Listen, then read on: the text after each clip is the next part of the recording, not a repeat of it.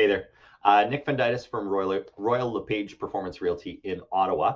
And I am answering this question for user Rise Up Bro on the Real Estate Canada subreddit that was posted, a few days ago here. So I wrote a text answer the other day, but I thought it would be good to add a little bit of video context to some of the notes here.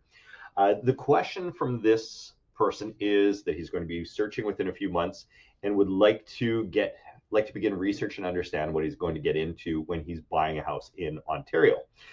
He did a search on Reddit, but ultimately decided that a new post was the best bet. Now, first of all, if you're good at searching the subreddits on either in your home city or in Real Estate Canada, or even in real estate in whatever province you want to live in, I would say there is some really valuable information that's already out there. But that said, here's a good overview of some things that will help you get established in knowing what you're doing if you're looking to buy a home in Ontario. So first thing is, if you're planning on working with professionals in the in the field in real estate, connect with them early. So this would be your lender and your realtor would be the main ones.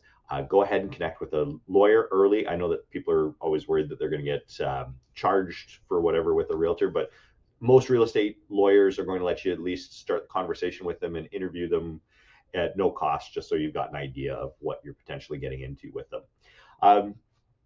So first one, with your mortgage broker, that should actually be one of your very first.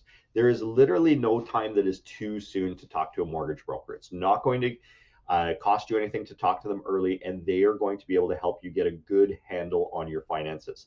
So they're going to ask you those questions. They're going to ask for the documents that kind of show your income, show a snapshot of what you own and what you owe already, and what kind of assets you have, to give you an idea of what you can safely borrow, how much that's going to cost for you, and they can do useful things like a rate hold, which is where a mortgage broker is going to hold a potential mortgage for you at a certain rate with a commitment from a lender up until, I think they can generally do it for about 90 days. And they will hold that rate. So if you buy a house, you're guaranteed at least that rate. Same thing with a realtor. If you're planning on working with a realtor, there's excellent questions that you can interview them early on. It takes the stress out of the process rather than waiting until you actually are ready to go out and look at houses. And someone can take you through all the process and let you know what to expect, not just in your province, but in your specific city, because there are little differences between city to city, or buying in a small town, or buying rurally versus buying urban. So the useful information there. The second thing is to say about those professionals is just go ahead and interview a few. We don't take it personally. Certainly as realtors, we don't. We know that we're often one of three or one of four or whatever realtors who are being interviewed on the buyer side, and same on the seller side for clients. And it's up to us as professionals to prove that we can do a good job for you.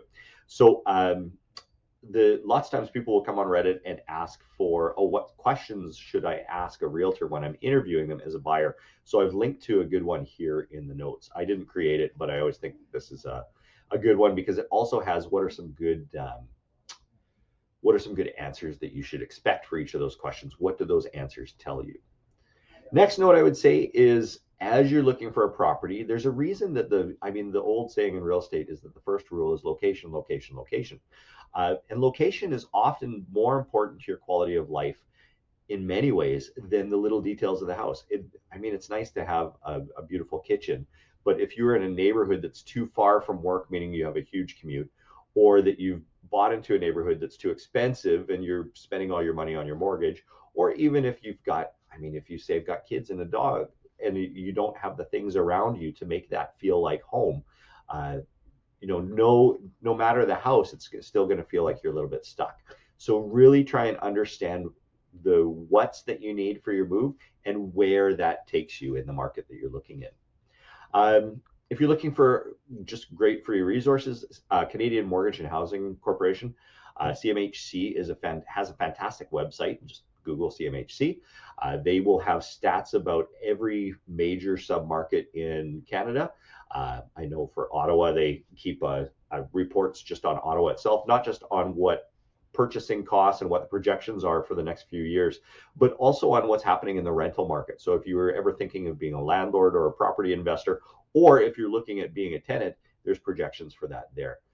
The resources, generally speaking, on that website are free to download. And if you want a print copy, you can order one to have delivered to you for a few bucks if you prefer to have something physical to thumb through. I think that their first-time homebuyer's guide is quite good, so that's worthwhile to look at on there. Other resources, I've got a couple that my team and I have made for you. These would be, I mean, we made them with Ottawa buyers in mind, but they would work for all of Ontario because when you're a realtor, you're licensed for the whole province. So first one is, and I've linked these below, there's just a home buying process, what it looks like in Ontario in 2023. If you are for some reason not viewing this on Reddit here and you've come to this video some other way, just Google Nick Fundytus team home buying process 2023 and you'll get our playlist of videos. We have broken down the steps bit by bit, and it's probably the best explanation that I will ever give in one sitting to a person, and it's much easier for you as a home buyer to digest when you can take your time with it and pause the videos and rewind and stuff like that, rather than waiting until you're ready to make an offer to get familiar with that stuff. I've also created a playlist for all the forms that you would be using when you're looking at buying a home. So when you're purchasing a home right now in 2023, the forms that you will need are OREA Form 810. That's working with a realtor. OREA Form 300. That's your buyer representation agreement. Get really familiar with those and get comfortable with what you're signing. Form 320, which is a form that goes with your offer. It's called the Confirmation of Cooperation and Representation. Basically, all it does is set out who's representing whom and how commission is being paid.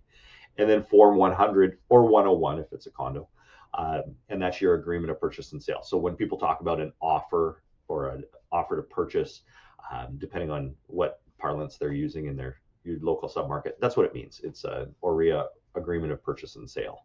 So those are all useful resources for you. There's a lot more out there, and I know that that if you search your Reddit subreddits, you're going to find some good resources out there. Good luck on the search, and then I hope that you find a fantastic place. So full disclosure, I mean, as I said in the video here, those last two playlists were made by me. You can find other similar playlists out there on YouTube, but I think the ones that I made are pretty great, actually. So have a fantastic day. Good luck, and I hope that answers your question. Bye for now.